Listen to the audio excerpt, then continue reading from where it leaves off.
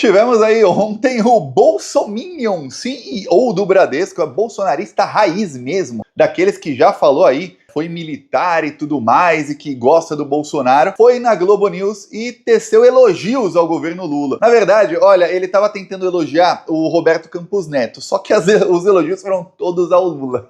E o melhor, os dois jornalistas do programa e os dois da Globo ali ficaram com carinha de bunda. Uma das jornalistas, apresentadora do programa, que chamou o CEO do Bradesco, pensando, pô, a gente vai levantar a bola para ele cortar para elogiar o Campos Neto e detonar o Lula. Vai. Tem que falar que o Lula é irresponsável e que a economia só tá bem graças ao bolsonarista Roberto Campos Neto. Por quê, Thiago? Porque a Globo, o Estadão, a Folha são o gabinete do ódio do Tarcísio e do Roberto Campos Neto, que se encontraram faz pouco tempo. Aí, 2 semanas antes eles começarem a me atacar na capa do Estadão e do Globo, eles se encontraram ali, Tarcísio, Campos Neto, os donos da Rede Globo, Luciano Huck, depois se encontraram com banqueiros aí, inclusive tava o dono do Bradesco, para quê? Para decidir que o Tarcísio seria candidato em 2026 e o Campos Neto seria o seu ministro da Economia, porque o Campos Neto está fazendo excelentes serviços para os banqueiros, afinal ele mantém a maior taxa de juros do mundo, que faz com que esses banqueiros levem 835 bilhões de reais por ano. Tô falando de quase 1 trilhão por ano que o governo é obrigado a pagar em juros da dívida, e esses juros são aumentados pelo Campos Neto. Ah, vai tudo pro banqueiro? Não, mas é uma parte enorme disso aí, são muitos bilhões aí pelo ralo que poderia estar indo para saúde, educação, geração de emprego, novas estradas, enfim, para tudo que você puder imaginar, mas está indo direto pro bolso deles. E aí o que acontece? Deu ruim. Ele não foi lá fazer exatamente o que pensavam que ele faria. Na tentativa de elogiar o Campos Neto, ele teve uma crise de sincericídio, e aí acabou elogiando, foi o Lula. Ele praticamente diz, olha, a economia está indo bem demais, e isso não é bom pra gente, então tem que aumentar os juros, tem que ter, ele chama de política monetária, que a política monetária é você aumentar os juros e tudo mais. Porque senão, o que acontece? Tem muito emprego, muita gente tendo muito dinheiro, essas pessoas gastam mais, pode ter inflação. A inflação é ruim para o lucro dos bancos. Muito ruim, muito ruim. 0,1 a mais de inflação, 0,2 é muito ruim para eles. E aí ele usa isso para quê? Para justificar os juros altíssimos que fazem com que ele ganhe bilhões. E lembre-se, CEO de banco, executivos de banco, todo fim de ano, às vezes é por trimestre, viu? Depende da instituição, às vezes é uma vez por ano, eles ganham bônus. E aí os bônus que eles ganham são de centenas de milhões de reais às vezes, depende do lucro do banco. E todos os bancos estão tendo lucro recorde. É fácil ter lucro recorde quando você tem um presidente do Banco Central dando aí 835 bilhões de reais para você. É muito fácil. E eles ainda cobrando juros extorsivos de todo mundo. A jornalista Mônica Waldvogel é uma que faz pouco tempo, tem que aqui ter um contexto. Ela, em 2023, quando a economia estava crescendo, teve crescimento recorde em 2023, o maior aí dos últimos anos, no primeiro e no segundo trimestre, ela foi à Globo News falar que era a sorte do Lula.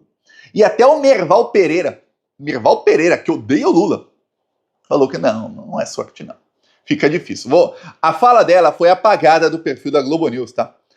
A fala dela não tá mais lá, mas eu achei aqui várias matérias de veículos de esquerda que tem as aspas da fala dela, e aí tem aí embaixo que seria ali o vídeo, e o vídeo foi apagado. Mas aqui a fala dela, ela diz: o Brasil conseguiu colocar essa super safra para fora, por sua vez ganhou mais dólar cai e ajuda a controlar a inflação, o que dá essa sensação de bem-estar.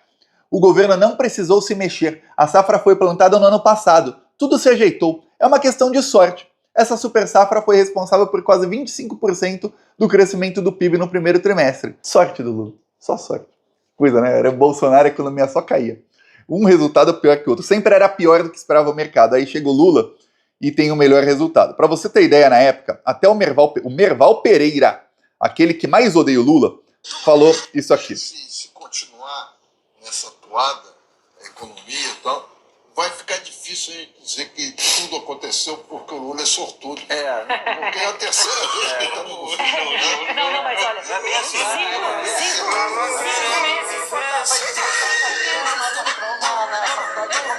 Aí ela começou a entender, não, mas olha, que 5 meses não dá pra gente dizer. Tá. Até o Merval falou, vai ser difícil, né? Falar que é sorte.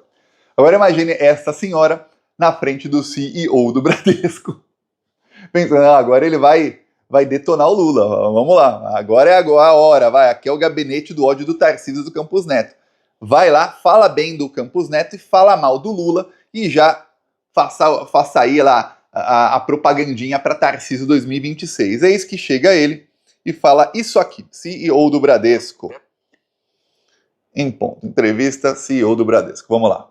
O câmbio, ele é um detrator potencial para a inflação no Brasil, né? Andou muito, né? A gente está vendo. Câmbio é a política de juros. E isso está batendo na inflação, que agora e o dólar. 4,5 para esse ano. Agora, se você isolar isso aqui, a gente está num momento do Brasil muito especial, né? Que é outro desafio para a política monetária aí, né, do Banco Central, né? Porque eles, olha, com essa atividade tão alta assim, né? Então eu tenho que segurar a atividade. Então, desemprego que estava em 6,7 cai para 6,4. Uma coisa que ele falou, com essa atividade tão alta, tem que segurar a atividade. Eu vou te explicar o que isso quer dizer. O desemprego está caindo, aí depois ele vai falar de desemprego por estado, né? Está caindo, as pessoas têm mais emprego. Quando o desemprego cai, o que acontece? Acontece que os trabalhadores começam também a ganhar mais. Não é só que tem mais gente empregada, não. Fica difícil de arranjar funcionário e os empresários passam a oferecer salários maiores. Então aumenta a massa salarial. Se aumenta a massa salarial, as pessoas começam a consumir mais. Consumir mais de tudo. Gente, compra mais eletrodoméstico, mais sofá, reforma a casa, então compra mais cimento, mais material de construção. A pessoa vai mais no restaurante, vai no mercado e compra muito mais do que comprava antes. Vai no bar, vai no cinema, etc, etc.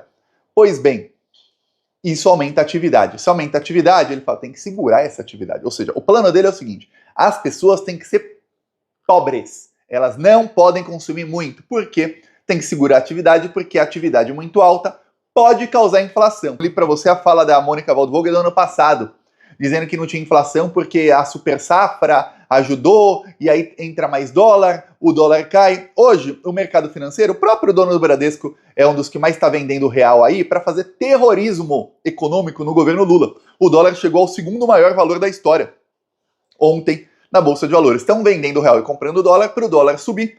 Eles têm como aliado o presidente do Banco Central, que já avisou que não vai interferir no dólar, e se alguém avisa que não vai interferir, a pessoa que está vendendo real e comprando dólar sabe que vai lucrar com essa transação. Por quê? Porque quando o Banco Central interfere no dólar, acontece o seguinte, sem avisar em algum momento, e tem que ser de surpresa mesmo, o Banco Central vai lá e compra muito real e vende muito dólar. Isso acontecia muito no governo Bolsonaro. O Paulo Guedes torrou 50 bilhões de dólares das nossas reservas cambiais para tentar fazer o dólar não subir e fracassou. Imagina alguém está no mercado financeiro, tem lá, o mercado financeiro sobe e desce, né? Você acabou de comprar dólar e está esperando que o dólar suba. Só que você não sabe se daqui 5 minutos o Banco Central vai vender 1 bilhão de dólares e o dólar vai cair 2, 3% e você vai perder milhões de reais. Estou falando aí do banqueiro que está investindo em milhões. O peixe pequeno ali, aquele investidor day trader que acha que é milionário e que investe ali com 1.000, 2.000, 10 mil reais, alguns até um pouquinho mais, também. Ele vai comprar o dólar falando, vai subir. Só que, e se o Banco Central daqui 5, 10 minutos, enquanto acabei de comprar, vende, eu vou perder todo o dinheiro que eu investi. Esses bancos e esses investidores fazem alavancamento, ou seja, quando eles ganham 10 vezes mais. Se o dólar cai 1%, você perde todo o seu dinheiro. Mas se subir 1%, você ganha o dobro. Quando o Campos Neto diz que não vai interferir no dólar, ele está dizendo, pode comprar dólar e vender real a rodo, à vontade, que você não corre o risco de, daqui 5 minutos, daqui 10 minutos, amanhã depois, chegar ao Banco Central e vender um monte de dólar e o dólar cair, de repente, e você perder todo o seu dinheiro, todo o seu investimento. Não vai acontecer com você.